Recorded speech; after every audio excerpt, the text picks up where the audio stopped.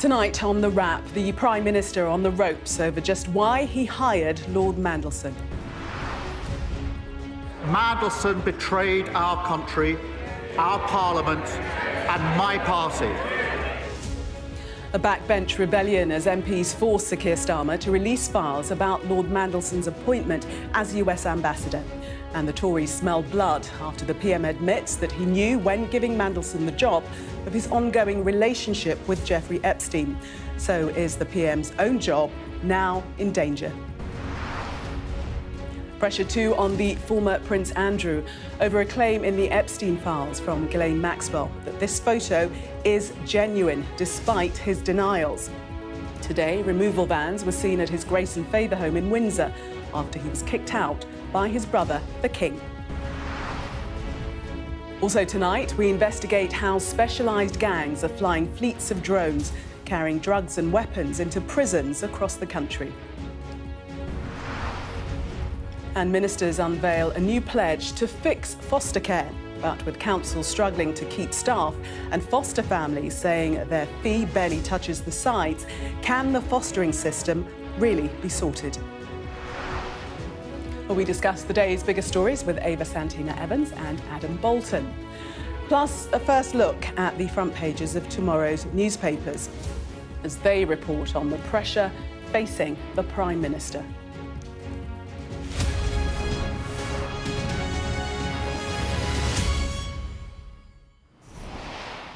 Good evening. Ava and Adam, welcome to you both. A Prime Minister under real pressure tonight.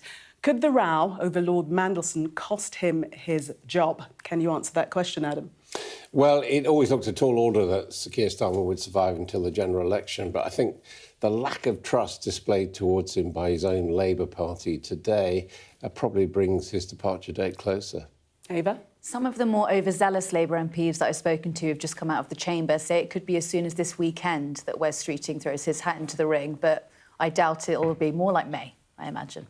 Interesting predictions there. Well, as Sir Keir Starmer has certainly had a bruising day in the Commons. First, he was forced to admit at PMQs that he'd been aware of Lord Mandelson's ongoing relationship with Jeffrey Epstein when he decided to make him the UK's man in Washington. And then, tonight, a backbench rebellion amongst his own MPs forced the Prime Minister to publish documents about Mandelson's appointment. On a moment, then, of extreme political danger, as our political editor, Beth Rigby, reports. I think the ayes have it, the ayes have it. What on earth just happened? Well, what you saw there is a government in full-blown retreat. It might not have looked like it, but make no mistake, this was a humiliating defeat because not only do the government have to disclose all of the Mandelson files, but they don't get to decide which bits of it to hold back in the name of national security. They have to hand that decision over to the Parliament Intelligence and Security Committee. And who forced them to do that? Their own MPs. There are well-worn filters through Parliament, through the Select Committee corridor, and there are various committees that could have locus in this space, to properly and sensitively handle information. I think there is consensus, Mr. Speaker, that everybody wants as much information as possible in the public domain so that we can get to the bottom of what has happened. Now, that intervention, and all of it, I should say, was kicked off by none other than Angela Rayner earlier in the debate, only came about because Labour MPs don't trust their own government. They want independent oversight of the Mandelson files. And if that wasn't a low point, it gets even worse for Keir Starmer because the Met Police has now said that they don't want the government to release any evidence that might prejudice their investigation, the very evidence that Keir Starmer wants to release to prove to his MPs that he really was deeply misled by Mandelson. So that's another problem for Keir Starmer. The PM is in a serious bind because he needs to prove to his MPs that he was seriously misled. And I can tell you that his MPs are febrile, some of them feeling very, very compromised and wondering what they should do next. So this is a huge scandal. It's potentially the biggest political scandal of this century. How on earth did we get here? Mandelson betrayed our country, our Parliament and my party.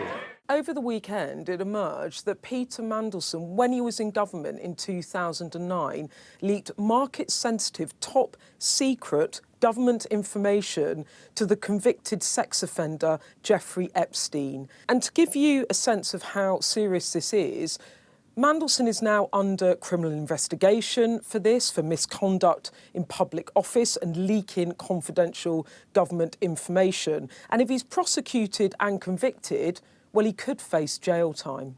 So that is pretty enormous, and I don't need to tell you how bad it looks. But that isn't where it ends, because the scandal has come right to the door of the current Prime Minister. And that's because last year, Keir Starmer personally brought Peter Mandelson back into government as the ambassador in Washington for the UK. It was a massive job, and I don't need to tell you that the Prime Minister has now massively ruined the day he took that decision.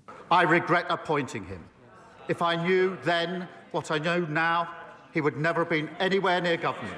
The mood hardened even further against Starmer today at Prime Minister's Questions when he admitted that he knew about Mandelson's ongoing friendship with Epstein. Can the Prime Minister tell us, did the official security vetting he received mention Mandelson's ongoing relationship with the paedophile Jeffrey Epstein? So clear. Prime Minister. Yes, it did. Now, for some of his MPs, it is simply unforgivable that he reappointed Mandelson when he knew this information. Because the Prime Minister brought him back into the fold, it's now a very live political crisis at the heart of Starmer's government. Now, he will hope that the release of documents will relieve the pressure on him and prove what he's saying, that he was badly misled. But he cannot be sure of that. And for a Prime Minister in the predicament he's already in, that is a very, very dangerous place to be. Our chief political correspondent, John Craig, joins us to take us through today's events. But if I come to you, first of all, Adam, does this hasten the Prime Minister's departure? Just how dangerous a position is he in now? Well, I think it's very difficult because he was defeated effectively by his own side in the House of Commons, with Angela Rayner, the former Deputy Prime Minister, leading that rebellion. Now, whether she was trying to be helpful or not, she has now positioned herself as the candidate of the left in the absence of Andy Burnham. And Wes Streeting, Ava was saying Wes Streeting's there as well. But my reading of it is that, you know, to question the Prime Minister's judgment to the extent that you said, effectively saying you didn't trust Number 10 to do the investigation into Mandelson properly by his own MPs and senior MPs at that, has to put him in a very, very delicate situation. And Ava, Kemi Badenoch landing a real blow to the Prime Minister, and there were almost audible gasps when he said that he did know about his history before the appointment. I don't think he would have wanted to say that, but he sort of had to, didn't he? Because it was one quick Google away. I mean, we'd all seen that picture for years. I mean, if you go back even on the official tweets from the embassy Twitter account, you can actually see members of the public posting underneath it that picture of Mandelson and Epstein. So it was public knowledge. Like, Keir Starmer absolutely could not have not said that. John, what are MPs saying to you tonight? Well, they think that the whole debate was shambolic. This is the scruffy bit of paper that the government amendment was published on at 4 o'clock in the afternoon. In fact, the debate was due to finish at 4, but the Speaker let it go on till 7. And also his faltering performance at Prime Minister's Questions. I know we political journalists always talk about the glum faces behind a party leader in trouble, but they weren't. They were just literally stony-faced on the Labour side. And we touched on the motive of Angela Rayner. Was she, A, trying to be helpful, B, twist the knife, or C, sort of making a sensible suggestion? The suggestion had actually been made a minute or two earlier by Meg Hillier, who chairs the Treasury Select Committee, well-respected senior Labour MP. I've never quite understood why she's not a government minister at the moment, but never mind. But Angela Rayner said she talked about restoring the public's confidence, keeping the confidence in the process. So, as we've been saying, you know, that clearly there was no... When the original amendment went down, it talked about exempting papers prejudicial to UK national security or international relations. In other words, the suspicion, of course, of MPs was that they could just say, well, that's a bit embarrassing, we'll leave that out. So MPs flexed their muscles, and MPs of all parties obviously were happy with the outcome at the end. But I tell you what, interesting, I suppose rather amused me, is that I interviewed Stephen Flynn, the Westminster. Yeah, well, there's going to be an inquiry into this, isn't that's there? possible. But, I mean, just one other point to make on, whether the public is going to see these documents. The Metropolitan Police have put in their size 11s as well today, saying that they don't want anything released that might impinge on their inquiry. There doesn't seem to be any legal basis for them saying that, but it is reminiscent of Partygate, where, again, the Metropolitan Police held up things about finding out who... But Lindsay Hall is saying that the Met can't dictate to the House on yes, this. That statement from the police came at 6 o'clock, an hour before MPs voted.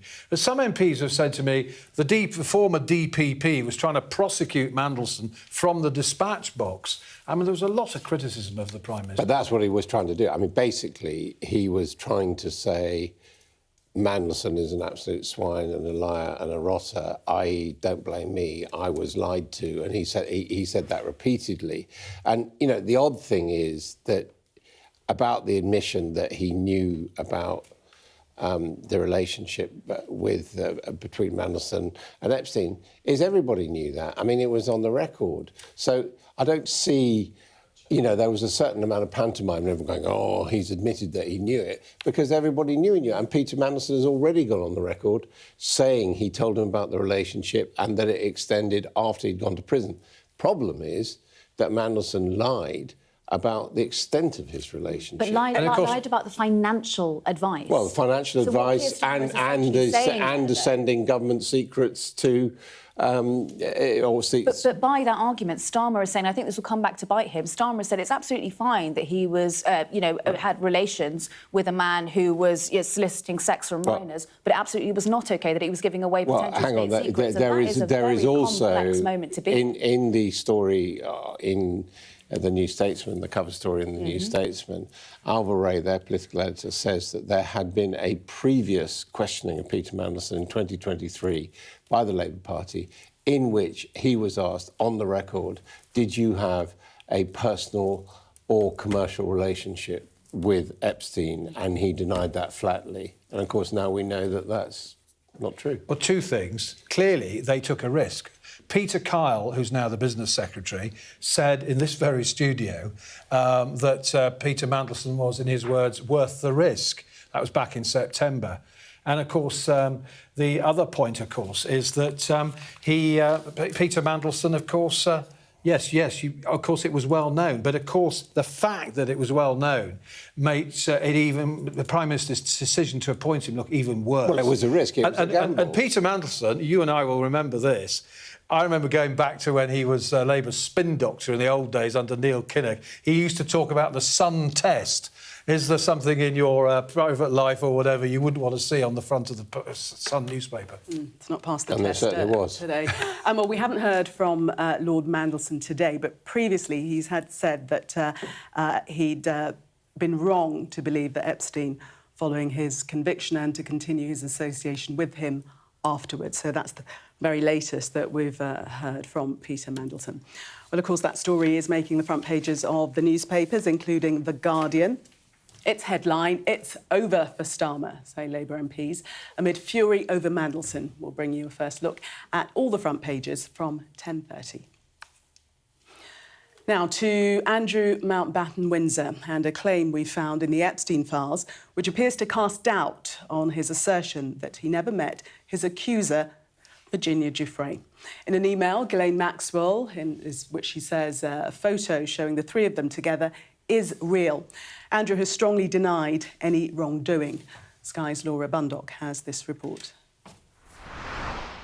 The former home of the former Prince Andrew.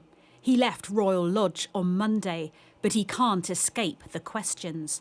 Found in the recent dump of documents a statement from Ghislaine Maxwell, which appears to cast doubt about Andrew's denial of this image. She describes a photo being taken of him in 2001 in her home. He'd insisted he was at Pizza Express in Woking on the evening in question. And found, too, this legal letter appearing to represent a stripper who claimed she performed for Epstein and Andrew. It says, Mr. Epstein and Prince Andrew then told my client they wanted to have a threesome. She said she was hired to dance, not to have sex. Mr. Epstein said they would pay her later for dancing, and they prevailed upon her to engage in various sex acts. We approached Andrew's office for comment. Also found in the files more emails thought to be from a Russian woman who Epstein had invited Andrew to meet. She emails Epstein, "Hi Jeffrey, how are you? I booked the tickets. We'll be in London August 20th to 25th. Epstein replies, "Great." 3 days later, he emails an address called The Duke, saying, "I have a friend who I think you might enjoy having dinner with. Her name is, she will be in London 20th to 24th. The Duke replies, "Of course, I'm in Geneva until the morning of 22nd, but would be delighted to see her. Will she be bringing a message from you?" On the 23rd, she emails Epstein, "I had an amazing night, thank you." And 2 days later says, "Thank you again for everything. My trip has been a really special adventure."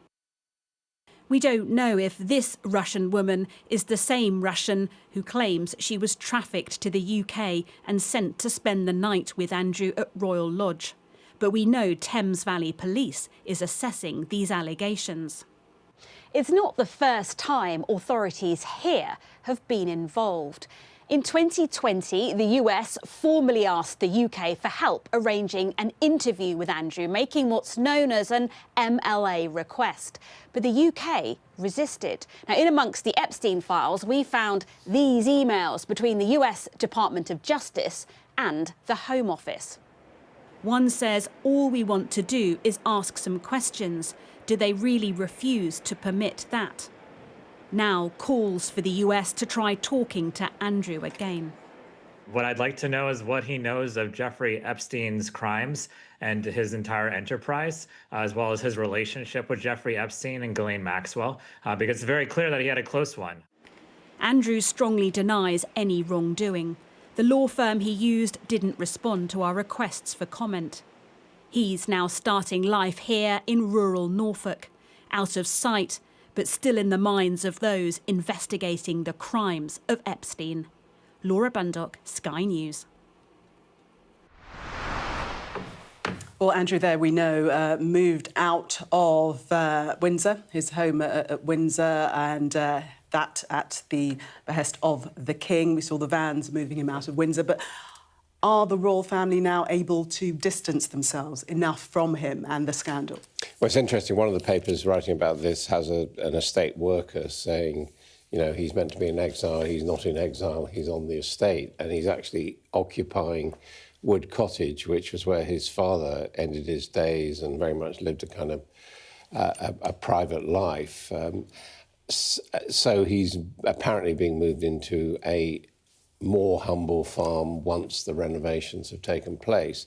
But I have to say that, you know, people are going through these 3 million pages of the Epstein files and they are turning up, you know, absolutely terrible stuff. And the effective confirmation by Ghislaine Maxwell that that photograph was real when categorically on Newsnight, Mandelson, getting my Mandys and my Andys muddled up. Andrew said that, you know, he had no recollection of it and suggested it was fake and talked about that. That is very damning. And then the incidental testimony talking about him and Epstein indulging in sexual act with a hard woman. I mean, you know, it's got worse. Yeah, no, it has. Absolutely scandalous now, isn't it, Ava? I mean, the photograph that was released on the weekend of Andrew leaning over what looks like a very young woman. We don't know the exact age of her, but she looks very, very young. It is so disgusting, it made my stomach turn. I felt physically sick from it. And what I don't understand, and I think most of the public are asking themselves, when this story came to light overnight that he was still living in Royal Lodge, that he hadn't been unceremoniously booted out a couple of months ago. I know it wasn't meant to happen until the beginning of this year, but why on earth was he harbouring protection within Royal Lodge, which is Crown property? And why is he going off to Sandringham to live in some, I don't know, farmer's cottage? Why isn't he now out on his own to go and fend for himself? Why isn't he in front of the Metropolitan Police? Why hasn't he been extradited to the United States? You know, normal people do not have the Westminster view on the royal family of, you know, we need to bow down to them. Normal people are angry. Well, those questions that you raise are still to be answered and might be avenues that will be pursued. But just a reminder that Andrew strongly denies any wrongdoing. The law firm he used hasn't responded to our requests for comment. We've also found a video in the files released by the US Department of Justice, which appears to show Jeffrey Epstein covertly recording a message for 2 women while he was in prison. Take a look at this. Okay, so Darren and I are sitting here. You can hear the echo. I'm pretending I'm talking to Darren. So, hi Darren. So, you guys having a good time? You can see I have a little sore on my face that I got from some black guy trying to kiss me. It's really disgusting. With his tongue. Oh, it's really, oh. Anyway, I have pictures up on the wall. I had to borrow the Scotch tape to get the pictures on the wall. I'll talk to you guys later. Bye. Ava, I think this is the first time we've seen him in prison speaking in this way, but from that clip, seemingly completely unrepentant. Well, of course he would be. I mean, look at the crimes that he was accused of, or even the crimes that he was convicted of. You know, you don't get yourself embroiled in those sort of crimes and then suddenly start repenting. And even if you did, I don't think anyone would forgive you. To be honest, I could have done without seeing that video because it is so violent and disgusting, and it makes the entire thing even more real and tangible. And frankly, I don't want to know anything about him. I want the people who are still alive to face repercussions, but I don't want to know anything about him. Adam, do you find it disturbing? Well, this whole process is about revelation, and you know, most of the stuff that's being revealed is actually unpleasant. And you know, if you go on to the Epstein Library site at the US Department of Justice, you have to click a button saying you're over 18, and I think that gives you, you know, some idea of the sort of stuff which is there.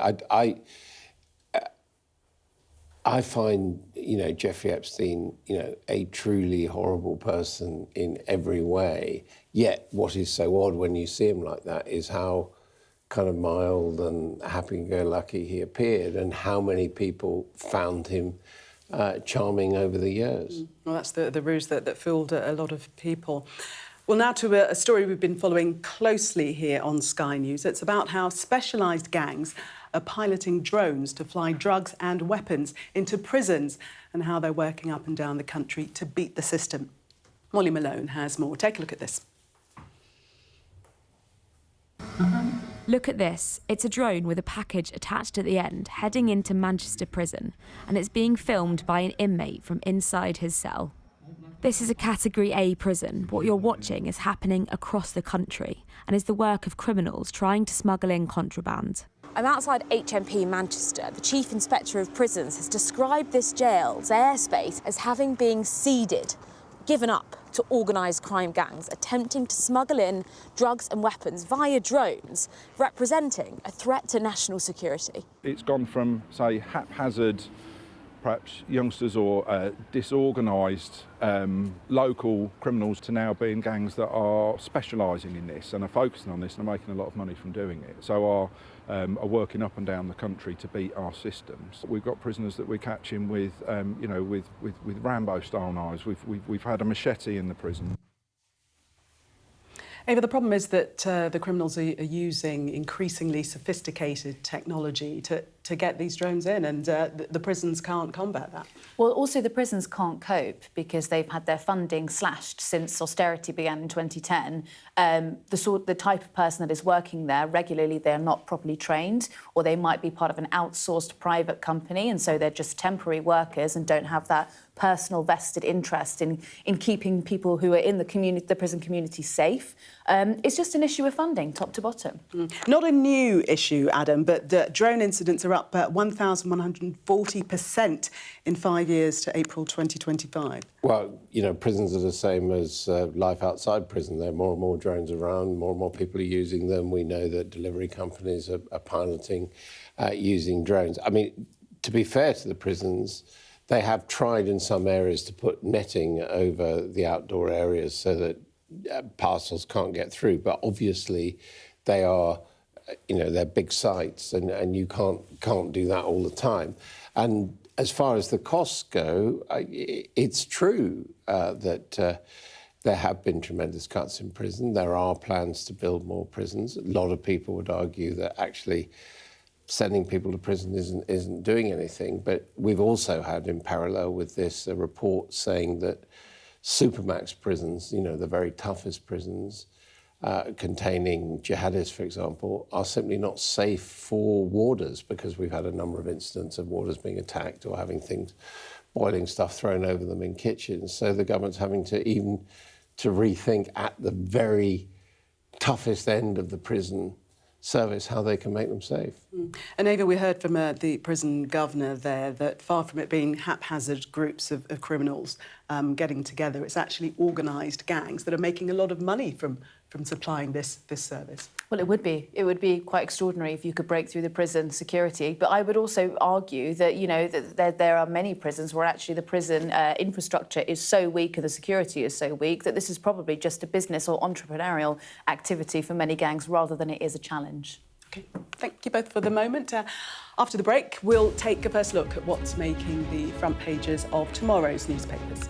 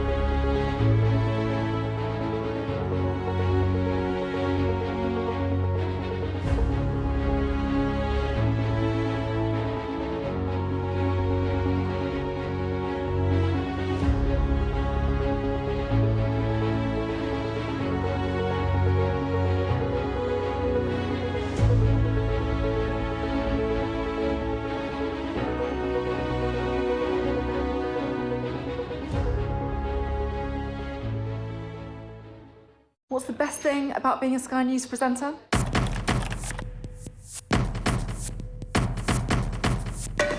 We've done the work and the reading, so you don't have to. Being a Sky News presenter. Hello and welcome. Westminster, the heart of British politics. I'm so sorry about what happened to you. So what on earth is going on? It's not true. Can I tell you what I think? It's really unusual. Mornings with Ridge and Frost. Let's crack on. Let's get started.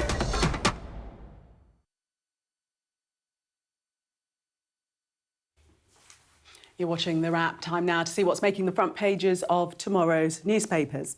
Well, let's see the headlines of tomorrow's front pages. The Guardian reports on Labour MPs saying the Prime Minister's days as leader are numbered, following intense debate in the Commons over the release of documents relating to Lord Mandelson's appointment as US ambassador, despite knowing of his links to disgraced sex offender Jeffrey Epstein.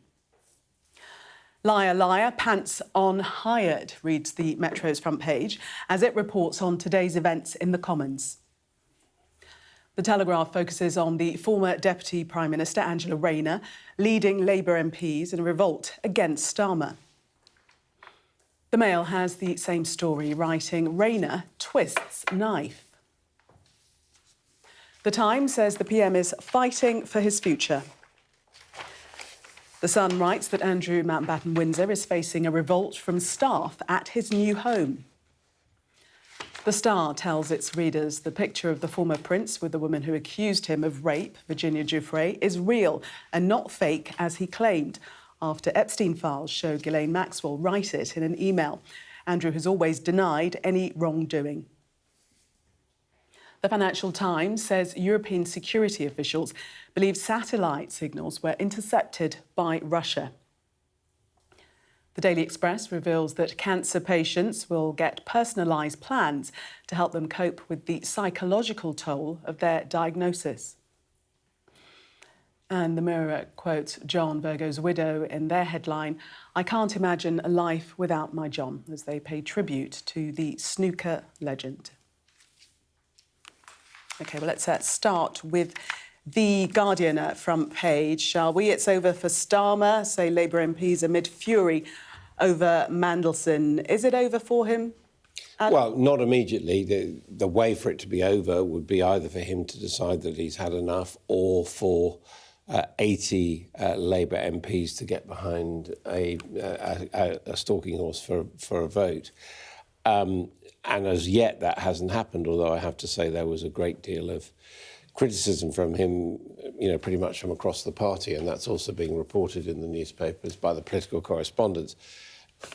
In the immediate term, we haven't yet mentioned him this evening. There's a lot of questions about Morgan McSweeney, the Chief of Staff. I mean, certainly it is being reported that ministers are saying Morgan McSweeney has got to go. And this was actually raised at question time today, I think by a Labour MP. And the Prime Minister's word was that Morgan McSweeney was essential. Now, that shows that if people are saying that Morgan McSweeney, who the Prime Minister regards as essential and the architect, indeed, of Labour's election victory, it shows that, the fire is getting very close to the absolute centre of power in number 10.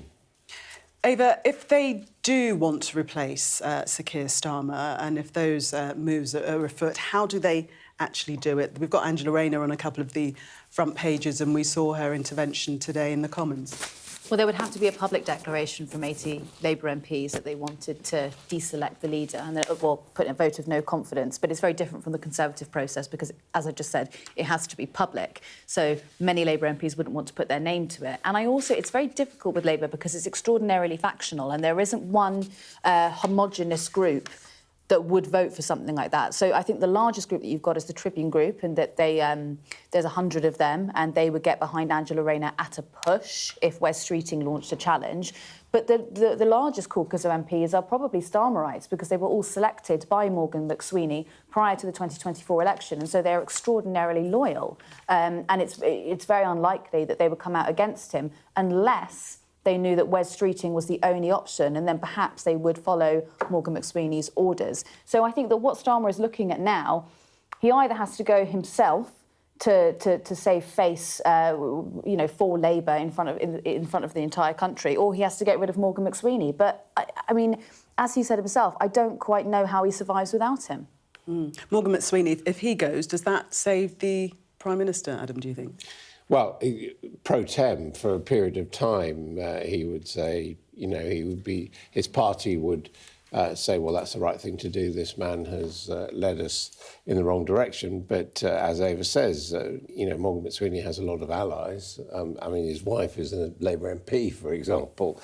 So, you know, would that be a particularly good move? But it does appear that the strongest advocate closest to Starmer saying Peter Mandelson would be a risk worth taking was indeed Morgan McSweeney. So there is one scenario that says, well, he could therefore carry the can. But against that, Keir Starmer has more or less said in terms he can't do without him.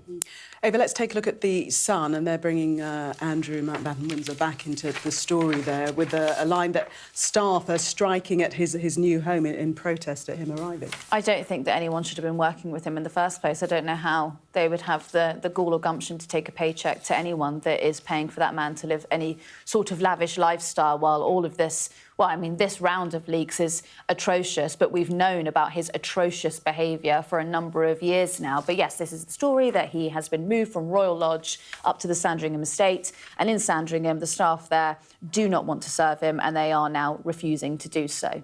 Good. I mean, it shows, as ever, that the Sun has very, very good royal contacts, if it knows things like this. Indeed, it does. The Financial Times, something completely different. Adam, perhaps you take us into this. Satellite signals intercepted by Kremlin craft, spy officials say.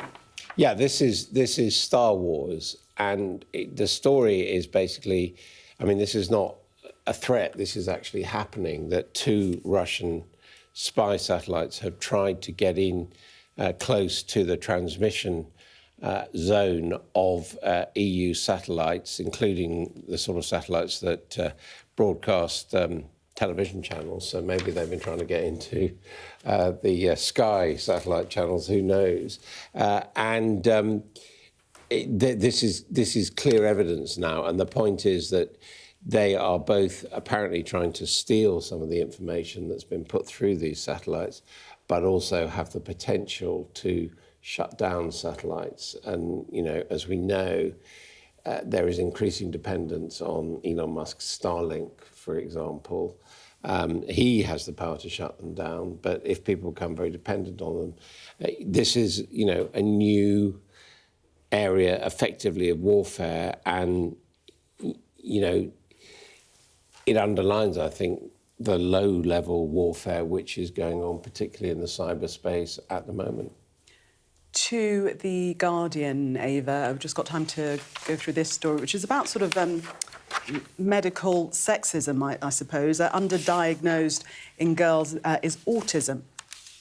Yes, so this is that women may just be maybe just as likely to be autistic as men, but boys are up to 4 times more likely to be diagnosed in childhood. And there's been a very few and sporadic studies on why this might be, and the sort of prevailing opinion is that autism in young girls doesn't quite show itself. Obviously, it's a much harder diagnosis, but there hasn't been enough research. And I think this just sort of goes to show the gulf of inadequate research that there is into women's health. I mean, this is a problem that's emerging quite a lot of medical research, that people are discovering that men and women respond differently to diseases and illnesses, yet a lot of the sample groups, they don't differentiate for men and women, or they, in some cases, have done them all on men, and it's suddenly emerging that actually it's very different for women. So this is, you know, an area where medical research is having to pull its socks up, really. Yeah, it applies to ethnicity as well. Yeah. There are lots of studies are carried out on one particular race and don't apply to others. To the Metro, Braverman and Jenrick accidentally vote the wrong way on child benefit cap. How did that happen? Yes, so apparently they walked into the wrong division lobby, and then they totally forgot that by walking in there, their vote would be counted. And allegedly, they were frantically texting or trying to get hold of Nigel Farage because they were rather confused at why they would be supporting a Labour legislation. But interestingly, Lee Anderson was wandering around, who is their whip, and he wasn't able to keep them in line. Kemi Badenoch, had a very amusing line today, which is, "They're your problem now." I mean, it's quite interesting because when voting takes place, the major parties actually cite whips and basically say, you know, this way, the whip's standing here. And it may just be that, you know, because Reform has got such a few number of MPs, what are they up to, 6 or 7 now, that they don't have someone signposting how to vote. And Badenoch and Jenrick, having come from the Conservatives, would be used to that. Because, you know, very often the bell goes, people are voting, they don't even know what they're voting on. Yeah. But they know that their party is telling them, you've got to go this way. Yeah, but they just went into automatic pilot, I suppose, and just memory muscles. Or maybe they were the Labour MPs who are defecting to Reform. Perhaps what that rumour was all about. The Mirror, our last story, Kate's cancer message of hope. Let's take a look at that, Adam. Well, of course... Hold on to hope is her message. Hold on to hope. Well, you know, she herself is the poster girl, quite literally, for that, because, as we know, she had quite serious cancer treatment last year. Yeah. I mean, I do think, you know, Ava was talking about the supposed Westminster bubble being too deferential towards the royals, but it has to be said, I think, that both Kate and the King, with their personal cancer, have made a point of trying to be a model for other people. Yes, and this coming on... cancer, and there has been a public response to that. I mean, you know, I'm no particular royalist, but I think, you know, in this area they've done a good job. Yeah, this coming on World Cancer Day, Ava. Should we take a listen to what she actually had to say? On World Cancer Day, my thoughts are with everyone who's facing a cancer diagnosis, undergoing treatment, or finding their way through recovery. Cancer touches so many lives, not only patients, but the families and friends and caregivers who walk beside them. As anyone who's experienced this journey will know, it's not linear. There are moments of fear and exhaustion, but also moments of strength, kindness, and profound connection. Today is a reminder of the importance of care, understanding, and hope. Please know you are not alone. Ava, does it make a real difference hearing that message come from Kate? I don't know. Look, I really, really feel for the people who are on that ward and the people who are experiencing cancer, and I particularly really feel for the people who still have to go to work while they have cancer and are on statutory sick pay, which I think is one of the largest crises that this country is currently, you know, administering over people with cancer. It is absolutely diabolical. And I'm really, you know, look, it's awful that she had cancer, and I'm really sorry that she did, but I'd really like a stronger line from the royals. You know, it's not very helpful to say, I understand what you're going through, because you don't. You don't know what it's like for a poor person to experience cancer. Also, as we said, that today, being World Cancer Day, was also the day the government chose to announce its cancer strategy, and West Streeting was also at a hospital today. Now, 2 points on that. One, as far as the publicity is concerned, it's been completely drowned out by the whole Mandelson thing, you know. But 2, actually, you know, what continues to be a problem, and it was a problem for the last Labour government as well, is that compared to equivalent countries, including some that we might think we were considerably better off in Eastern Europe, our survival rates for cancer are not good in this country. And you know, survival rate for most cancers, I think it averages out at about 60%, whereas, you know, in Romania and places, you're getting up above 70%. And the announcement today by West Streeting was that the target is to get to 75% survival rate. But unfortunately, within the health service in this country, we've got quite a long way to go. Yeah, lots of questions about why the rate is so low. Let's do a bit of a gear change now, something a bit lighter. Some may imagine putting their feet up in their later years, but that's not what this 91-year-old had in mind. Peter Quinney, a former champion gymnast, has just won 2 gold medals at a trampolining competition 40 years after his last competition. The RAF veteran's winning tricks include a 360 and a seat dip. He told us how he bounced back to competition level. I've been bouncing on the trampoline now for about 70 years, and I'm still doing it now every Saturday morning in Salisbury at the trampoline club where I coach. What got me back into the competition was one of the ladies in our club doesn't like wearing leotards, so she doesn't bounce in the regional competitions locally. But when Portsmouth advertised this competition for the over 40s, and that they didn't have to worry about the leotard wearing, she decided she would like to join the competition. And because she did, the coaches at the club, myself, Sue and Chris, decided to join her and make up a team of 4, which is what we did.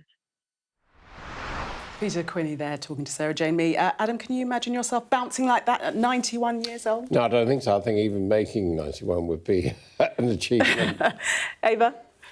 No, I don't think I can do it now. No, same.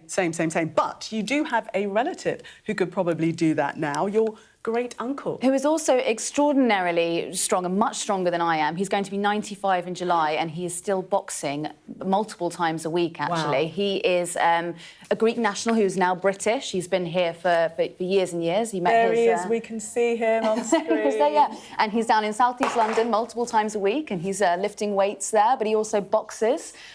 People in the gym, wow. Trainers in the gym, say that he is one of the strongest men that they have seen. Not only in the gym, actually, in Britain. I also just want to say he ran a marathon when he was 74 years old. Oh my goodness. And he raised £4,500 for the British Heart Foundation. He really is inspirational. Your great uncle. He is, yes. Superman. Who does he punch? Good looking too, hey? Wouldn't you say, Adam? Who does he box against? Well, look, you know, I reckon it's young boys. Look at how strong he is. Ava, take him out. Ava and Adam, thank you both. I just wouldn't want to hit him at 95, would you? Anyway, when we come back, our new plans to fix foster care workable. Stay with us.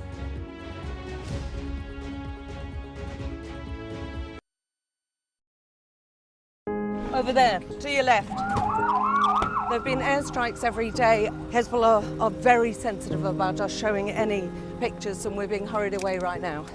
It felt akin to riding into some sort of Armageddon. Many other areas have been hit badly. There are shells coming in every few minutes.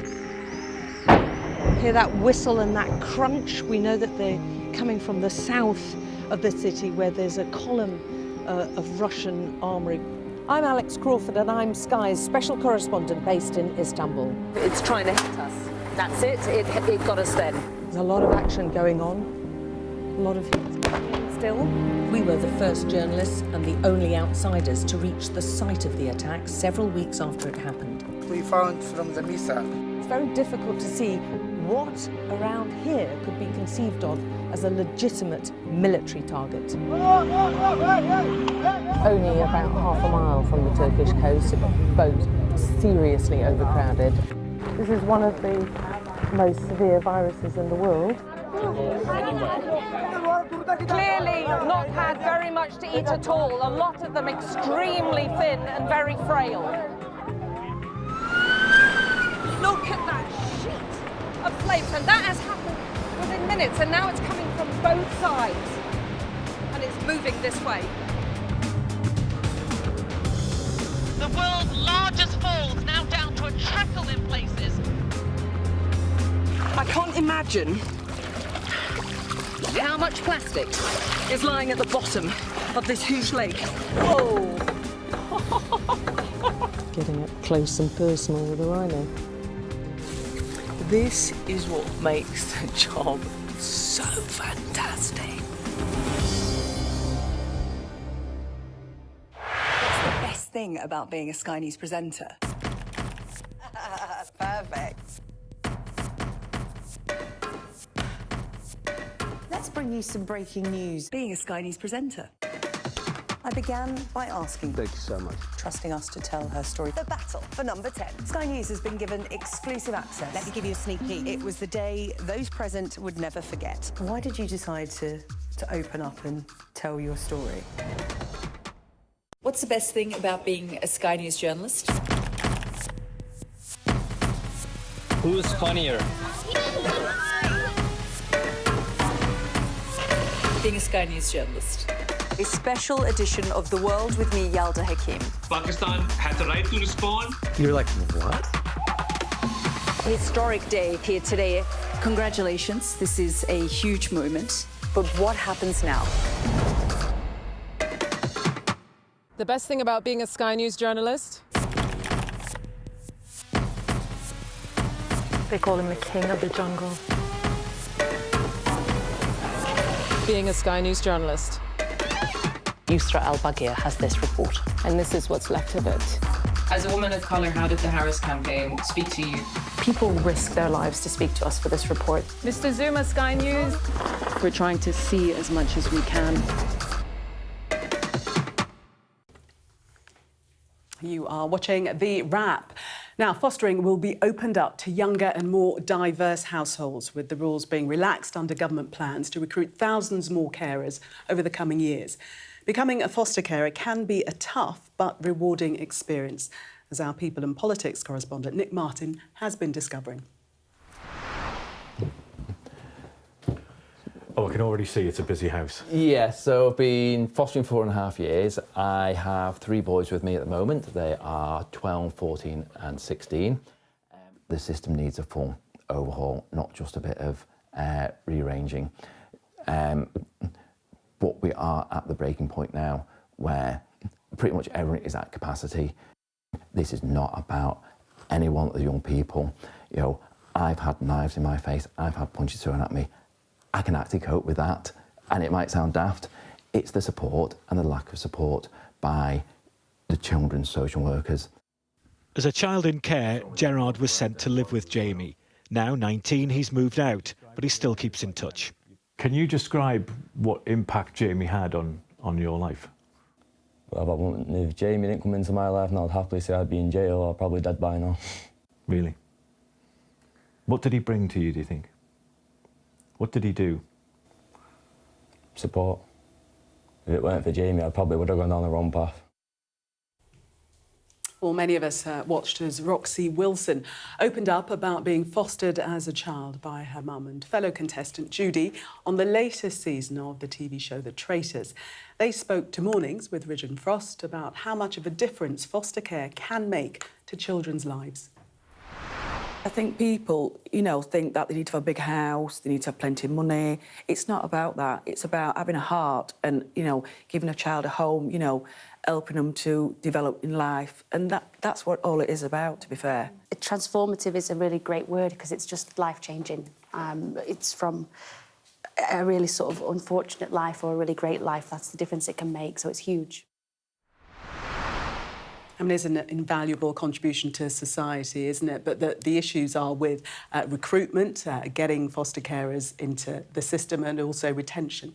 Well, yeah, and also the financial compensation which foster parents get, like everything else is being squeezed. And, some people are saying that they simply can't, they would be happy to foster, but they simply can't afford to do it.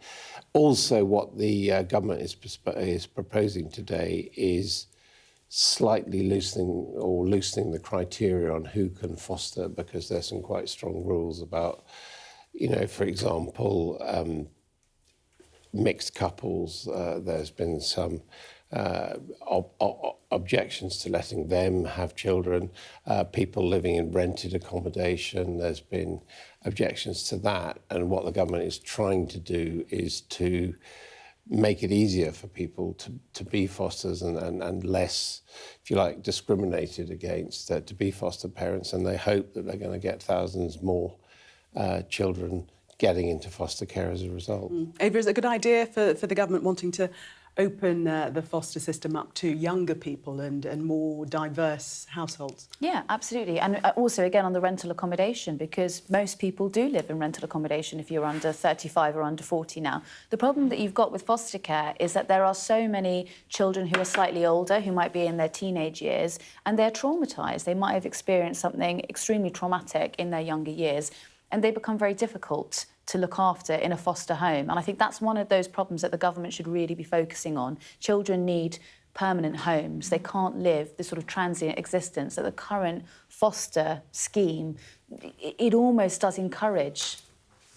And Adam, it does seem that, you know, there needs to be more training for potential foster carers, because a lot of the children, as you say, they're coming from problem backgrounds and they're not easy to look after. Well, yeah, and, you know, there have been some news stories, obviously, about foster children who've done terrible things, not only to their foster parents, but sometimes in the public. And again, as we were hearing in that report, there is the question about the level of support which foster parents can get from within the school system and also within the social work system. And again, that is an area where there's been a great squeeze. Although the real point, of course, is if you can get children into foster care, you might actually save money from putting them in homes.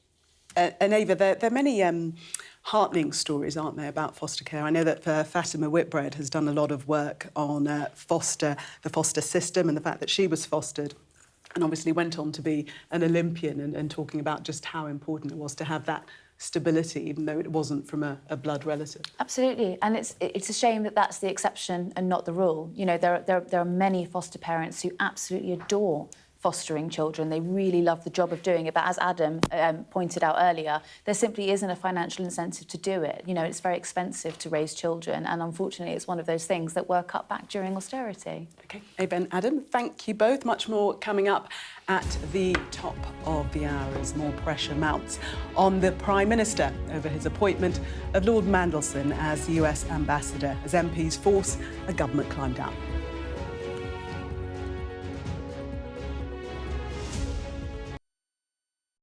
The best thing about being a Sky News journalist? I'm going to take you behind the scenes here for Election Night Live. They have gone up and up.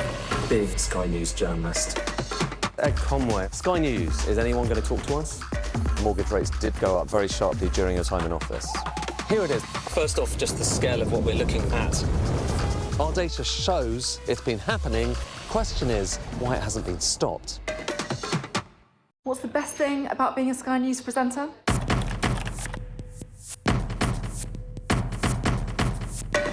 We've done the work and the reading, so you don't have to. Being a Sky News presenter.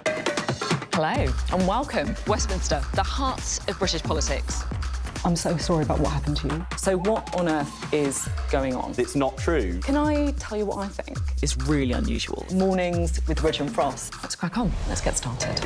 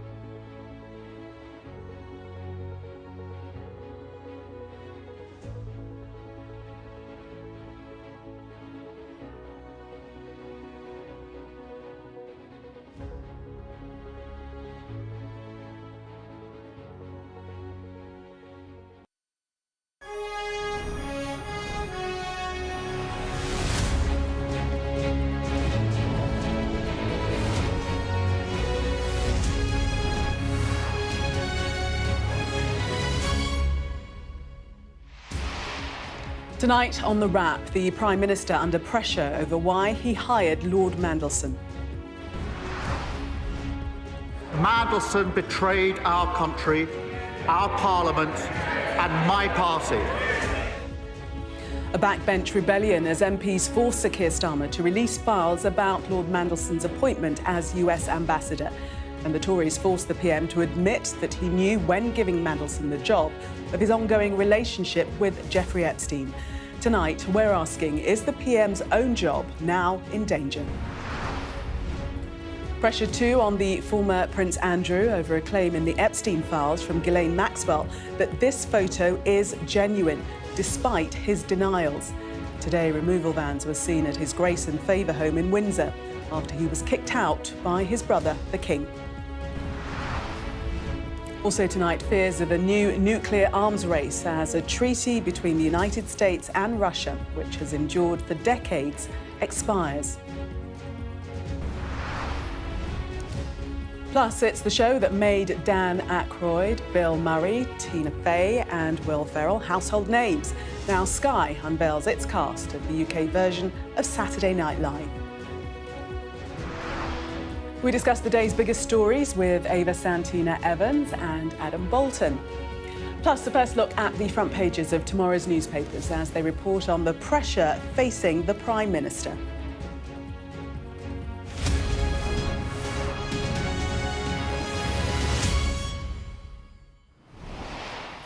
Good evening, Ava and Adam. Welcome to you both. Well, is this a real moment of political danger for the Prime Minister? What do we both think, Adam? Well, the Daily Mail says Starmer in grave peril as Rayner twists the knife. And I think the real point about today is the Prime Minister did not get the support from his own MPs that he needs. Ava? I would completely agree. I don't think that Angela Rayner is quite making a play for leader. I do think her hand might be forced, though, if it carries on the way it is and Wes Streeting throws his hat into the ring. Well, Sir Keir Starmer has certainly had a bruising day in the Commons. First, he was forced to admit at PMQs that he'd been aware of Lord Mandelson's ongoing relationship with Jeffrey Epstein when he decided to make him the UK's man in Washington. And then, tonight, a backbench rebellion amongst his own MPs forced the Prime Minister to publish documents about Mandelson's appointment. Our political editor, Beth Rigby, has this report. I think the ayes have it, the ayes have it. What on earth just happened? Well, what you saw there is a government in full-blown retreat. It might not have looked like it, but make no mistake, this was a humiliating defeat because not only do the government have to disclose all of the Mandelson files, but they don't get to decide which bits of it to hold back in the name of national security. They have to hand that decision over to the Parliament Intelligence and Security Committee. And who forced them to do that? Their own MPs. There are well-worn filters through Parliament, through the Select Committee corridor, and there are various committees that could have locus in this space, to properly and sensitively handle information. I think there is consensus, Mr. Speaker, that everybody wants as much information as possible in the public domain so that we can get to the bottom of what has happened. Now, that intervention, and all of it, I should say, was kicked off by none other than Angela Rayner earlier in the debate, only came about because Labour MPs don't trust their own government. They want independent oversight of the Mandelson files. And if that wasn't a low point, it gets even worse for Keir Starmer because the Met Police has now said that they don't want the government to release any evidence that might prejudice their investigation, the very evidence that Keir Starmer wants to release to prove to his MPs that he really was deeply misled by Mandelson. So that's another problem for Keir Starmer. The PM is in a serious bind because he needs to prove to his MPs that he was seriously misled. And I can tell you that his MPs are febrile, some of them feeling very, very compromised and wondering what they should do next. So this is a huge scandal. It's potentially the biggest political scandal of this century. How on earth did we get here? Mandelson betrayed our country, our Parliament and my party. Over the weekend, it emerged that Peter Mandelson, when he was in government in 2009, leaked market-sensitive, top-secret government information to the convicted sex offender Jeffrey Epstein. And to give you a sense of how serious this is, Mandelson is now under criminal investigation for this, for misconduct in public office and leaking confidential government information. And if he's prosecuted and convicted, well, he could face jail time. So that is pretty enormous, and I don't need to tell you how bad it looks. But that isn't where it ends, because the scandal has come right to the door of the current Prime Minister. And that's because last year, Keir Starmer personally brought Peter Mandelson back into government as the ambassador in Washington for the UK. It was a massive job, and I don't need to tell you that the Prime Minister has now massively ruined the day he took that decision. I regret appointing him. If I knew then what I know now, he would never have been anywhere near government. The mood hardened even further against Starmer today at Prime Minister's Questions when he admitted that he knew about Mandelson's ongoing friendship with Epstein. Can the Prime Minister tell us, did the official security vetting he received mention Mandelson's ongoing relationship with the paedophile Jeffrey Epstein? So clear. Prime Minister. Yes, it did. Now, for some of his MPs, it is simply unforgivable that he reappointed Mandelson when he knew this information. Because the Prime Minister brought him back into the fold, it's now a very live political crisis at the heart of Starmer's government. Now, he will hope that the release of documents will relieve the pressure on him and prove what he's saying, that he was badly misled. But he cannot be sure of that. And for a Prime Minister in the predicament he's already in, that is a very, very dangerous place to be. Beth, they're talking about potentially the release of documents easing the pressure on the Prime Minister. Do you think that's going to be enough to get him into a position where he's safe and no longer in this political jeopardy? Well, we don't know when we're going to see these documents, and as we were hearing, the police are saying, be cautious in what you release. It's now going to go to this MP's committee. I mean, I think the point about what happened today is Labour MPs said they didn't trust their own Prime Minister to actually be fair and come out with the documentation. I mean, the issue that Kevin Badenoch made a feature of today was the Prime Minister aware at the time that he made the appointment that Peter Mandelson had a relationship with Jeffrey Epstein, which extended beyond his first conviction and him going to prison? Well, fact of the matter is everybody knows that that was known at the time. That was a matter of public record. The Prime Minister did know about it. And was forced to say that he did. Yeah, but I mean, you know, but the point is that was due diligence done to actually find out what Peter Mandelson had been up to with Jeffrey Epstein? And the answer is it wasn't. And it's only because this material has come out this weekend, which has shown that he was sending government business, confidential business. It wasn't actually top secret. It wasn't classified as that, but he was passing that on to Epstein, and also he was taking money from him. So the question now is, should the government have known, i.e. was the Prime Minister served badly by officials doing the vetting, A, and B, as many people are saying, you knew that, given the record of Peter Mandelson, that he was not a trustworthy person and he shouldn't have been given the job in any case. And incredibly, Ava, the appointment was made before the vetting was carried out. It's probably one of the least egregious parts of all of this. Sorry, that's not on your question. That's sort of on the entire process. You know, the Court of Public Opinion has already made its mind up on this. It doesn't matter what information is revealed. It doesn't matter what comes out of this humble address. It doesn't matter what the Metropolitan Police decide at the end of it.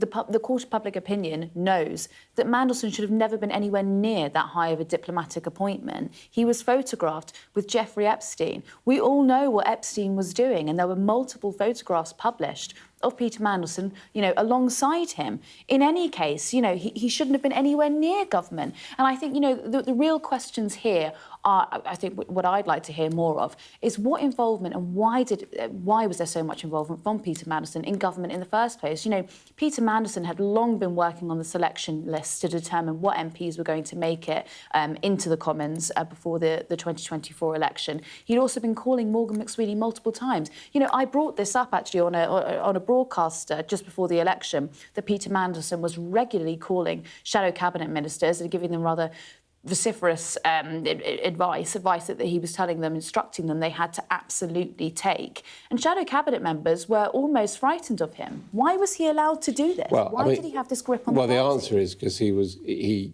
you know, was good at his job, and he was. But that's in the eye of the beholder, though, isn't it? Well, no, it's not. It's in the eye because of. There are many people who look at the party right now and say that the party has failed. What has? Well, hang on. The party, you know, Tony Blair's party won 3 elections, which no other Labour leader has done. And you know, I reported through that period, and Peter Mandelson. I know there are people who don't like New Labour, but the fact is, it's the most successful Labour government there's ever been. And Peter Mandelson, everyone would acknowledge. I mean, Matthew Parris acknowledged it in the Times today, that Peter Mandelson was a key to the reconstruction of New Labour, which made it electable. May not have been electable on the terms which people on the left of the Labour Party like, but that's the fact. And the reason why people went back to Peter Mandelson, first of all Tony Blair, then Gordon Brown when he was in difficulties, because they felt his advice was valuable. Okay, but and you know, Keir Starmer, coming into politics late, after the New Labour period, knew that Peter Mandelson had been extremely useful to previous Labour Prime Ministers. On top of that, we know that Morgan McSweeney, the Chief of Staff, who's also now in the firing line, was close to Peter Mandelson because he valued his advice.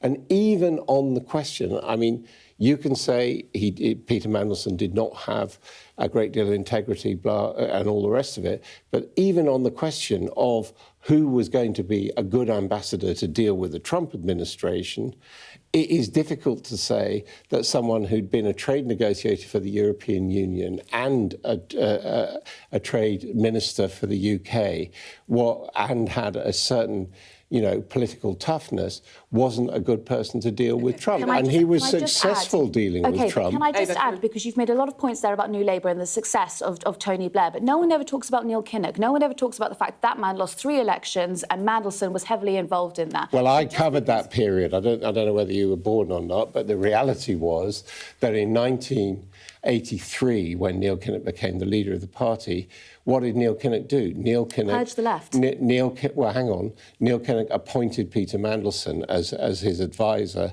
and as a spokesman. And yes, there was a purge of the left. And yes, the militant was kicked out. But most people thought that was a good thing. And it wasn't 3 catastrophic defeats. The defeat in 83 was under Michael Foot, and with the longest suicide note in history, the very left-wing manifesto.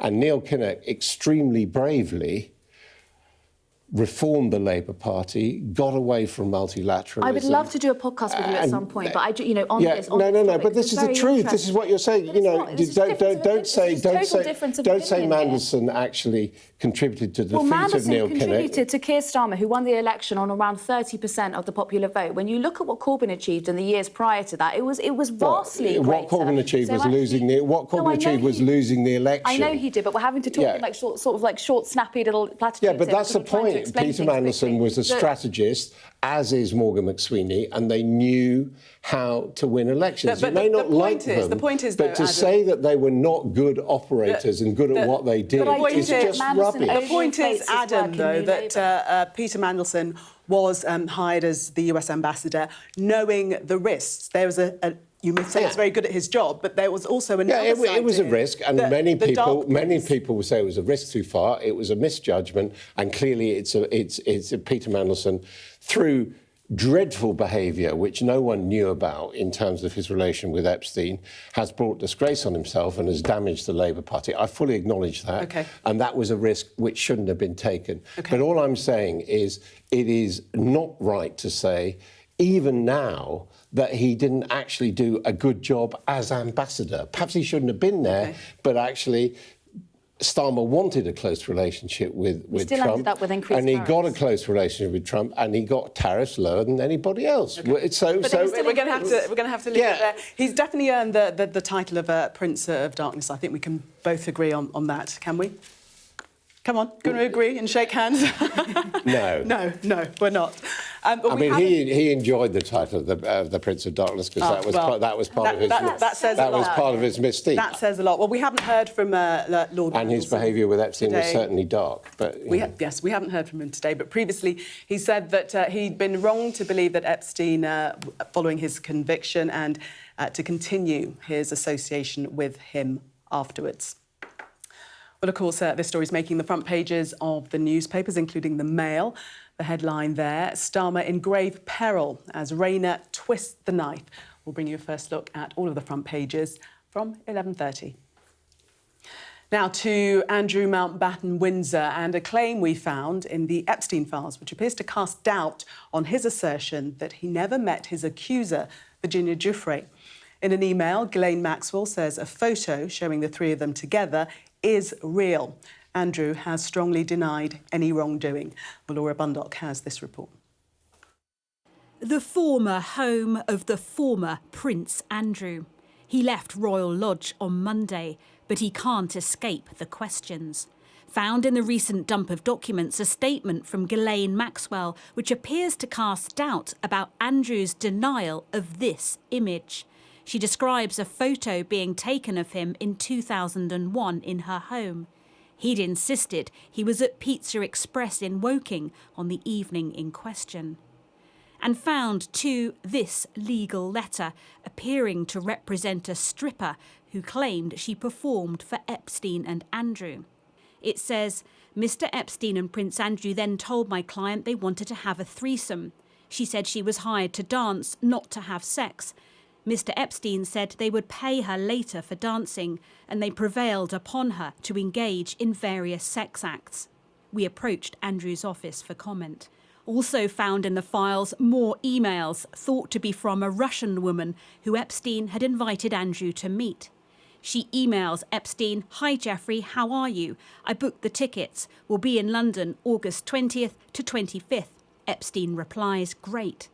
3 days later, he emails an address called The Duke, saying, "I have a friend who I think you might enjoy having dinner with. Her name is, she will be in London 20th to 24th. The Duke replies, "Of course, I'm in Geneva until the morning of 22nd, but would be delighted to see her. Will she be bringing a message from you?" On the 23rd, she emails Epstein, "I had an amazing night, thank you."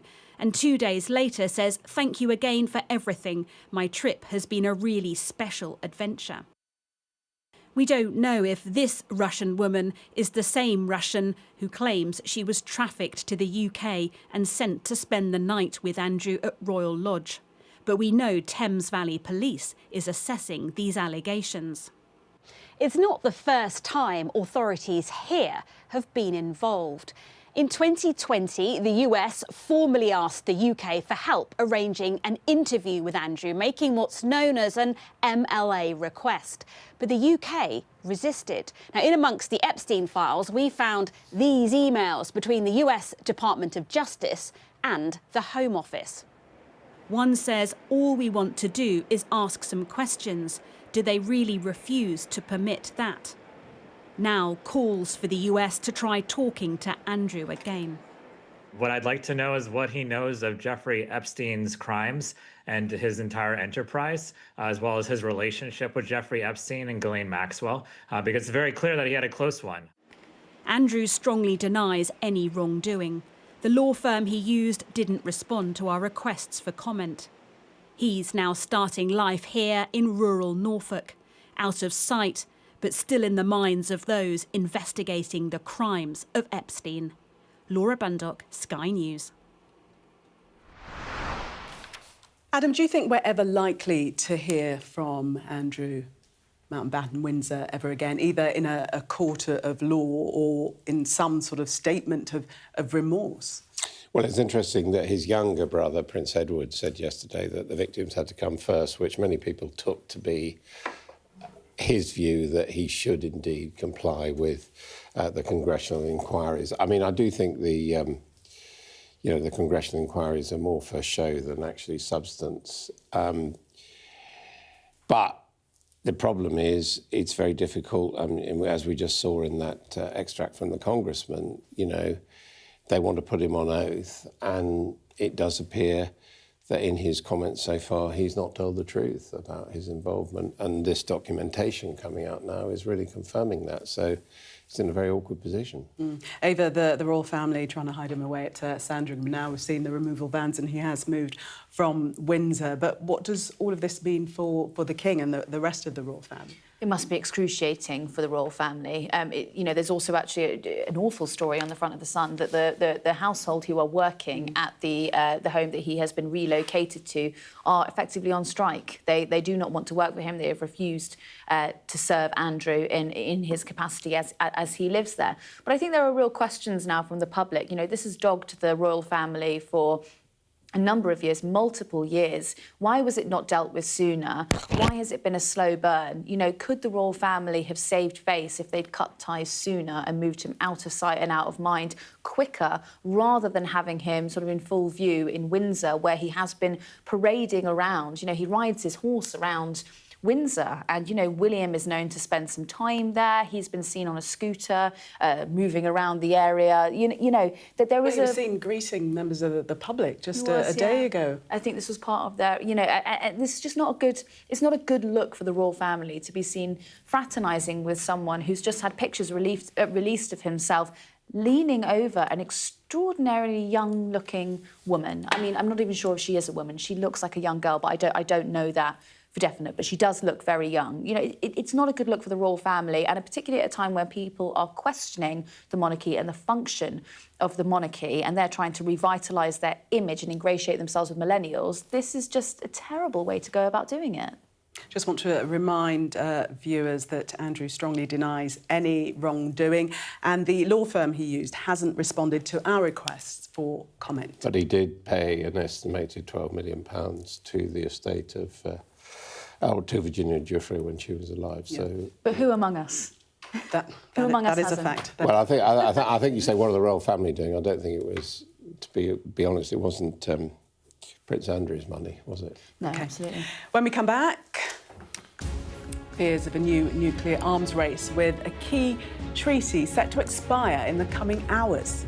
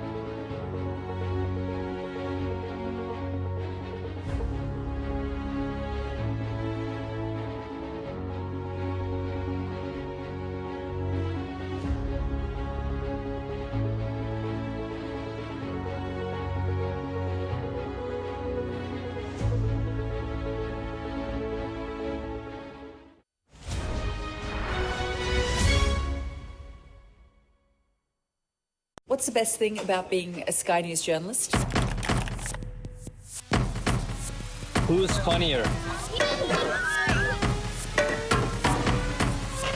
Being a Sky News journalist. A special edition of The World with me, Yalda Hakim. Pakistan had the right to respond. You're like, what? A historic day here today. Congratulations, this is a huge moment. But what happens now?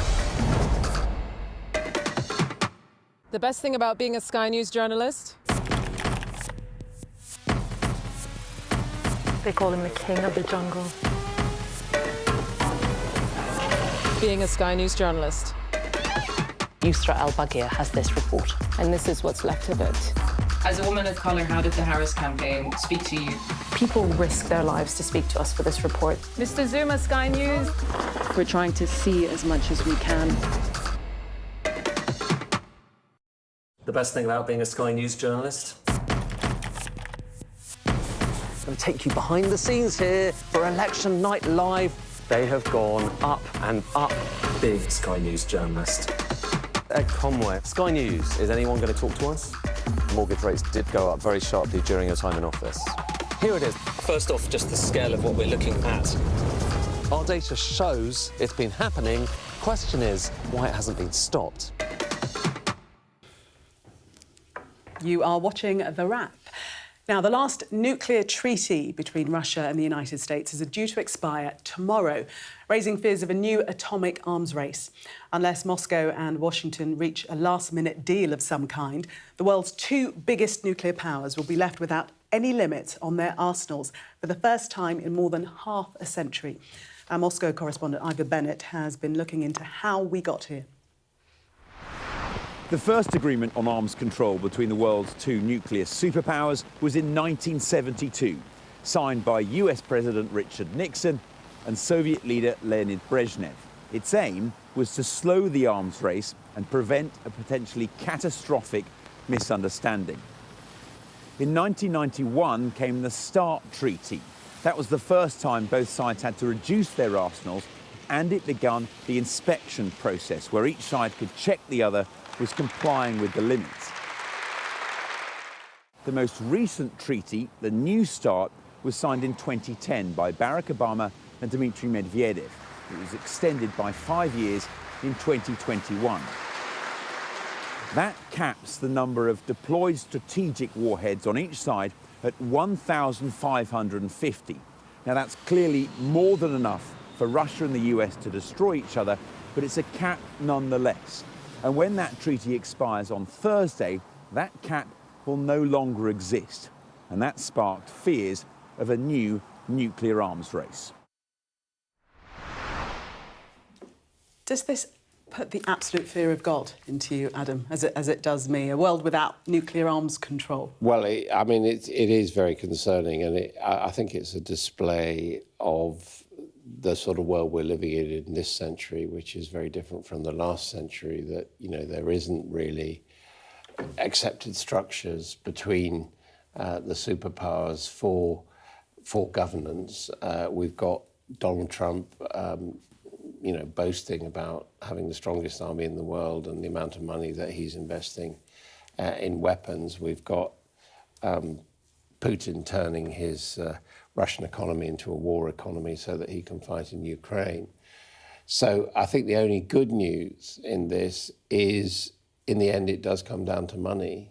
And I think Russia already has more warheads, considerably more warheads than America, although America has got more effective missiles. So I wouldn't expect any return, really, to negotiations, proper negotiations, anytime soon. Ava, literally, the treaty runs out tomorrow. We're hours away from the end of it. But I read that Putin has proposed an informal rollover for 12 months, but Donald Trump hasn't agreed, so he's not. Well, it's not quite New York real estate, is it? It's not quite the art of the deal. I think it's one of those things you actually do need to sign. You don't need to hold out on, because there'll be I mean, as you said here, the total destruction of the world order that we've seen over the last couple of years or so, or the total lack of rapport between countries is extraordinarily frightening, and, we've got a story here on the front of the Financial Times talking about the Kremlin intercepting satellite signals. But most of the time when we sit, in news studios around the UK, we're talking about potential boots on the ground in Ukraine. I've heard conversations, or had many conversations, about whether people, young people are going to be conscripted to go and fight on-the-ground warfare. This is, it almost seems futile when we're talking about a story like this. You mentioned the FT. Should we have a look at some of the other papers now for you? Well, let's see what the headlines are. And the Guardian reports on Labour MPs saying the Prime Minister's days as leader are numbered following intense debate in the Commons over the release of documents relating to Lord Mandelson's appointment as US ambassador, despite knowing of his links to disgraced sex offender Jeffrey Epstein. Liar, liar, pants on hired, reads the Metro's front page as it reports on today's events in the Commons. The Telegraph focuses on the former Deputy PM, Angela Rayner, leading Labour MPs in revolt against Starmer. The Mail has the same story, writing Rayner twists knife. The Times says the PM is fighting for his future. Government sources tell the Eye that Starmer's authority is damaged.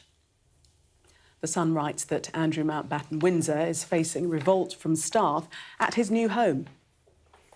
The Star tells its readers the picture of the former prince with the woman who accused him of rape, Virginia Giuffre, is real and not fake, as he claimed, after Epstein files show Ghislaine Maxwell write it in an email.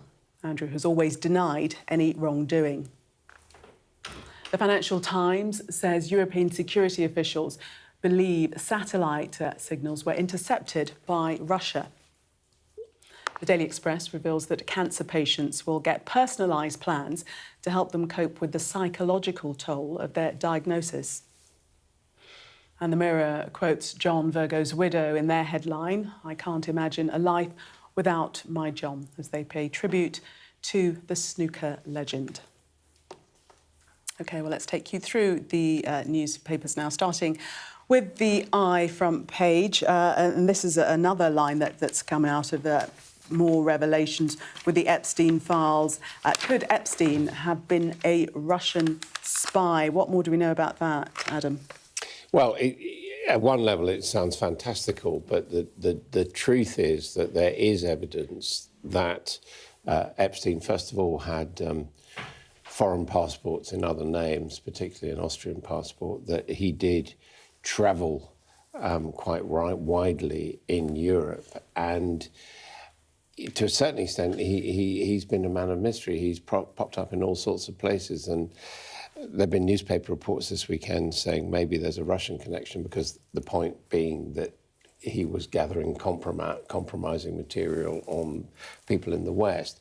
Has to be said, there have also been earlier reports that maybe he had links with other intelligence services. In fact, at one stage, it was suggested that the Americans thought he had links to British intelligence. So, it is very mysterious. And the only point is really that he was on a win-win. If he was, managing the money of rich people, taking money for himself, and also building up his contacts with, so-called important people like Prince Andrew or Peter Mandelson, that was one thing. But then also, if they then got into trouble, that was a win as well, because it damaged confidence in, the Western elite. So I should say he's also been suggestions that he was connected to the Israeli intelligence service, although they've denied it. So he was a very, very murky operator indeed. And the Russians have denied any links with Jeffrey Epstein. Well, nobody goes around saying, But we know that through various leaks from the Epstein files that he desperately wanted to make contact with Putin.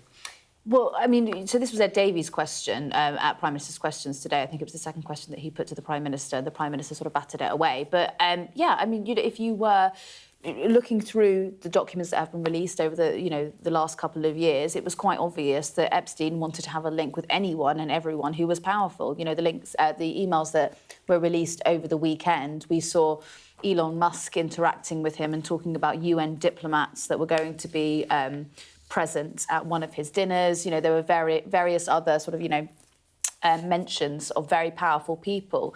Who knows if it was just an obsession with being close to the elite and powerful so that he could carry out his sort of empire of paedophilia and put people in compromising positions in order so that no one ever spoke about it, or whether it was a spy ring. I mean, in some of the documentation that's been revealed, he threatens people, say, I've got links with the FSB, the successor to the KGB.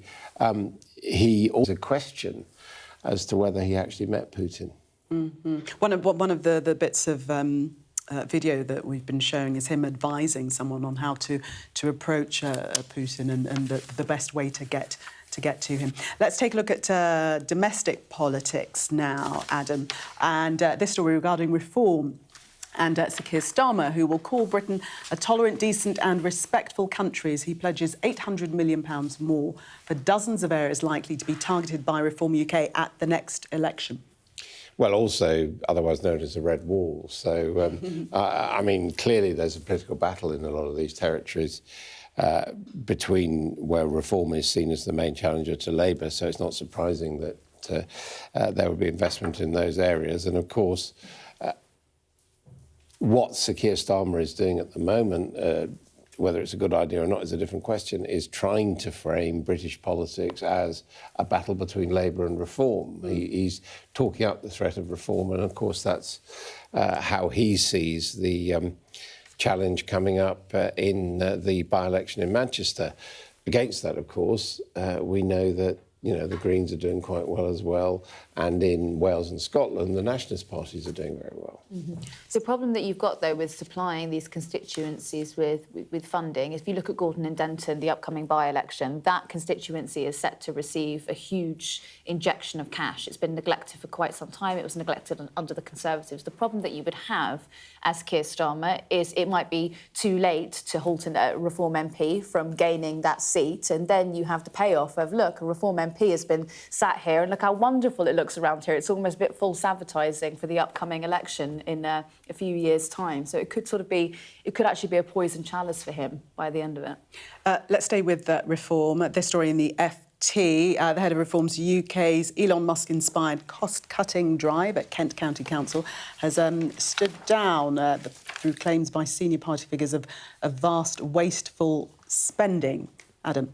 Yeah, well, Doge has not been a great success either in the United States or in the Reform version. They have just simply found it much harder than they thought it would be to cut services. I mean, have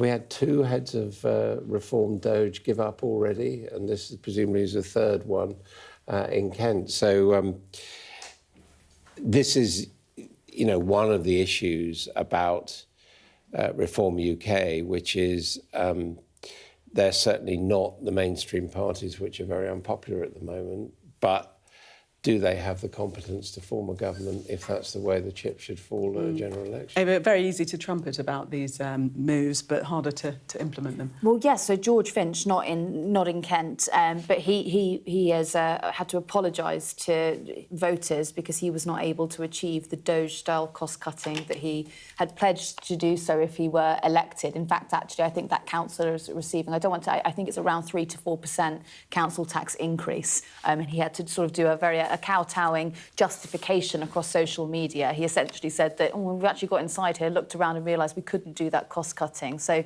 I think it might be a lesson for the people in those constituencies that you can make bold promises before an election, but whether you can actually deliver it is an entirely other question. Yes, it's very, very different on the inside. Let's take a break. When we come back, we'll be looking at more of the top stories in tomorrow's newspapers. Do stay with us.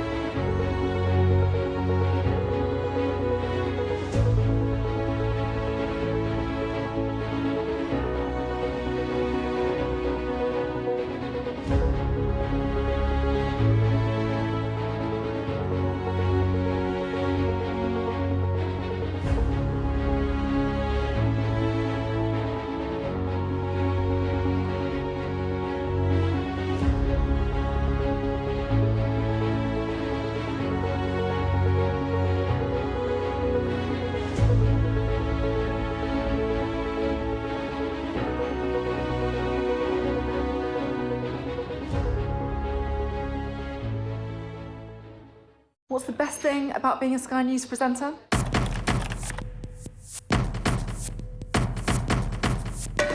We've done the work and the reading, so you don't have to. Being a Sky News presenter. Hello and welcome. Westminster, the heart of British politics. I'm so sorry about what happened to you. So what on earth is going on? It's not true. Can I tell you what I think? It's really unusual. Mornings with Richard and Frost. Let's crack on. Let's get started. We're taking a closer look at the newspapers for you now. Let's have a look at the Eye. This is a story on page 10. Chemists, home testing and self-referrals, all part of new cancer plan. Tell us a bit more about this new cancer plan from West Streeting. Well, West Streeting is basically saying that survival rates, the target is to improve survival rates from cancers. Currently, I think they average out at around 60% in this country. He wants to get it up to 3 out of 4. And he is, as part of that process, trying to make it much easier for people to get access to early testing. And there have been quite a lot of reports today of people who had their testing delayed or had their treatment delayed, and as a result, their cancer metastasized, and some of them now regard it as a death sentence. And as in so many other areas, the government, as the hospital and general practice health service creaks, they are hoping that chemists can, to a certain extent, fill the breach in providing people with testing kits. And Ava, this is very interesting. More women will be able to refer themselves directly to breast cancer clinics if they have any symptoms. Yeah, well, that was actually the line I was going to pick out of this, because it's absolutely... I mean, you know, it's such a shame that this huge announcement had to come on a day when the government was in such... you know, sort of factional turmoil, or, you know, news agenda turmoil, because it really is actually what many women have been crying out for. You know, I think most people up and down the country have an anecdotal story of where, you know, well, a friend of mine, actually, their mother went to a hospital 3 separate times and was turned away. And on the 4th visit to a different hospital, she was told that she had stage 4 cancer and it was now untreatable. And this is not, you know, this is not a story, a standalone story. This happens every single day in this country. Unfortunately, for some bizarre reason, women aren't believed when they're told that they, you know, when they tell doctors they don't feel well. So being able to refer themselves to a breast cancer clinic where perhaps there might be someone with a more sympathetic ear, or at least a second opinion, that could be life-changing for thousands and thousands of women. Yeah, this is a huge move for women in particular. To the Times, this story about ITV2 split-screen live sport and adverts. This is for the first time, and that's during the Six Nations, Adam. Yeah, the point is it's going to happen while the game is actually going on, so you're not having commercial break. Isn't that going to interfere with the game, do you think? Well... You're a rugby fan, aren't you? I'm not a sport fan. Well, they're going to do it with football as well. Yeah, but the way they're going to do it is so-called L-shape. So I think you'd have... What would happen is that the bit of the screen showing the game would become smaller, and then you would have the advertising kind of wraparound. But the controversial thing they're saying here is that the sound would go to the advertising. So rather than having commentary or news from the pitch, the natural sound from the pitch, you would hear the advert selling. Yeah, I don't like the sound of that. Well, it's a very American idea, and it's also so that when the World Cup is played in the States this summer, there's going to be these potential hydration breaks, which essentially means every half of a game, so every quarter, some might say, mathematicians might say a quarter rather than half of a half, there's going to be a 3-minute break that is, quote-unquote, for hydration. In fact, it really is just for... It's for ads, yeah. I mean, because all the big American sports, they have lots of breaks in the action, American football, baseball, even basketball, where they shove in ads. And, you know, they've had the World Cup in the past, but one of the things they objected to was the fact, as you say, that there weren't opportunities to get in more ads in the hour. And I think, going back to the World Cup in the 1980s, they actually divided football into quarters, just so they could have commercial breaks. Let's finish off on the Times and Karl Lagerfeld's disputed will. He's, well, the headline in the Times is "Fur flies over Karl Lagerfeld's €200 million fortune as his cat coins it." Yeah, the important thing of this story for me is that Choupette, the beautiful cat, is OK, that his owner has still got a reported sum of £1.5 million to look after Lagerfeld's beloved cat.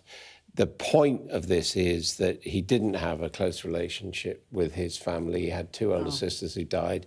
He did have nieces and nephews. They were mainly in America, and he didn't leave them anything in his will. And now it's being challenged. Fashion icons do have form in this. Alexander McQueen left $81,000 to his 3 English Bull Terriers. Well, you know, Lagerfeld actually gave up using fur in 2019, so he definitely, towards the later end of his life, he certainly had a turn. And Adam, thank you so much for taking us through the papers. When we come back, how Manchester City booked a place in the League Cup final at Wembley.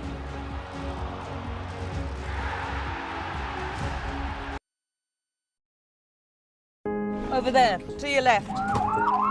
There have been airstrikes every day. Hezbollah are very sensitive about us showing any pictures, and we're being hurried away right now.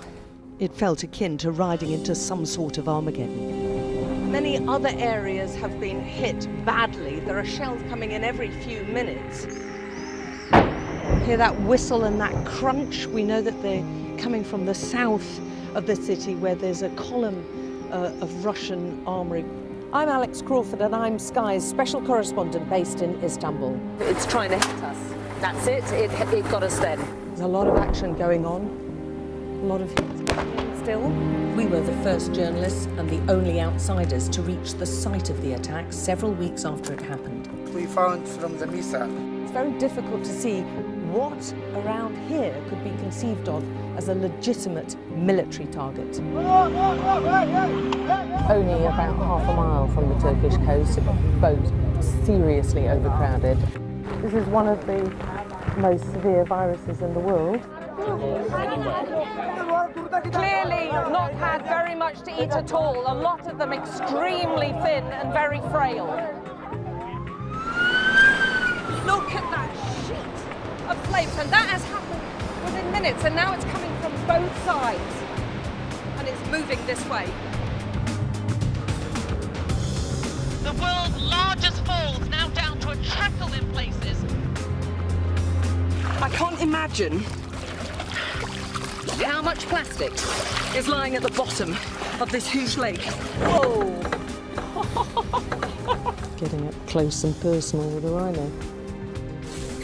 This is what makes the job so fantastic. What's the best thing about being a Sky News presenter? Perfect. Let's bring you some breaking news. Being a Sky News presenter. I began by asking, Thank you so much. trusting us to tell her story. The battle for number 10. Sky News has been given exclusive access. Let me give you a sneak peek. It was the day those present would never forget. Why did you decide to open up and tell your story? What's the best thing about being a Sky News journalist? Who's funnier? Being a Sky News journalist.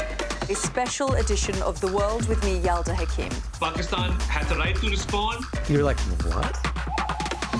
Historic day here today. Congratulations, this is a huge moment. But what happens now? The best thing about being a Sky News journalist? I'm going to take you behind the scenes here for Election Night Live. They have gone up and up. Being a Sky News journalist. Ed Conway, Sky News, is anyone going to talk to us? Mortgage rates did go up very sharply during your time in office. Here it is. First off, just the scale of what we're looking at. Our data shows it's been happening. Question is, why it hasn't been stopped. Time now to get all the very latest sports news with Mike.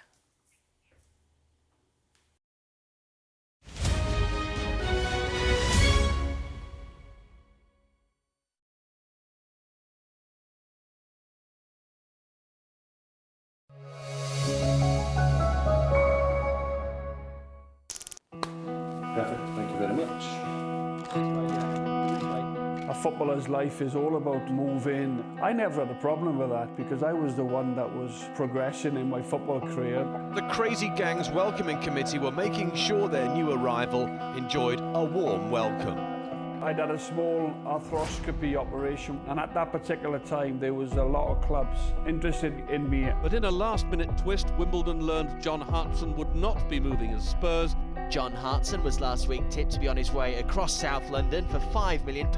That seems a dead deal. I don't want to do any more medicals, to be honest. I can't pass a medical because of this knee. A downbeat John Hartson was rushed out of Ibrox today, having been given the worst possible news. We did not believe he was at the correct fitness at that particular time to go straight into the Champions League. Very seldom you see a player in the building walking around at a club and the deal isn't done. I'm starting to question myself. I'm starting to think, well, where do I go from here? The best medical he ever failed. I knew about his injuries, but that didn't matter to me because I think John had played 20 consecutive games for Coventry. I was going to an absolute giant in Celtic Football Club. Another season, another club for John Hartson. So I've proved that my knee's fine and my fitness is good. This was my complete say. I think he wanted to prove his fitness, and I think he wanted to prove Rangers wrong. And here's Hartson! Celtic fans hold John in the highest regard. Incredible, Sir Ronaldo. Celtic Football Club, to me, is a very special place.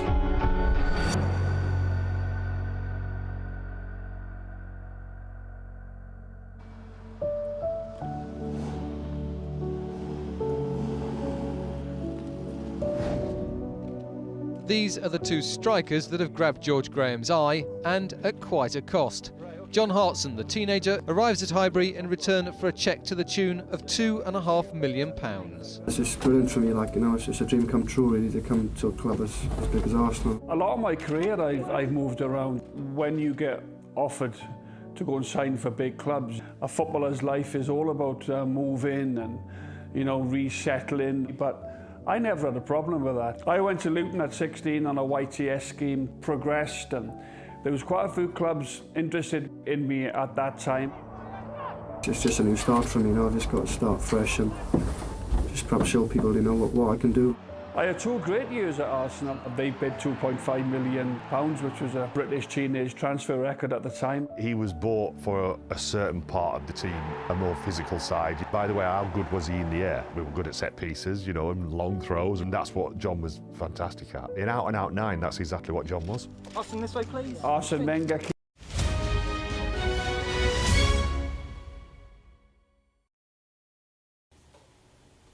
Your weather's next.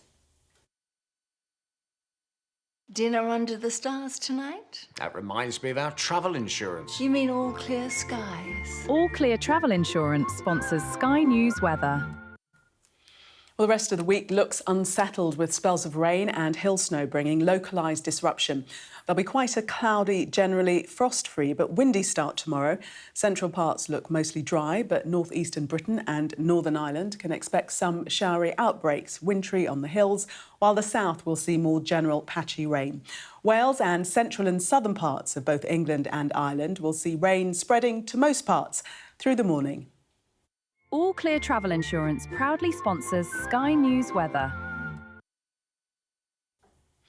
That was the wrap. Thanks so much for watching. All the top stories coming up right here on Sky News.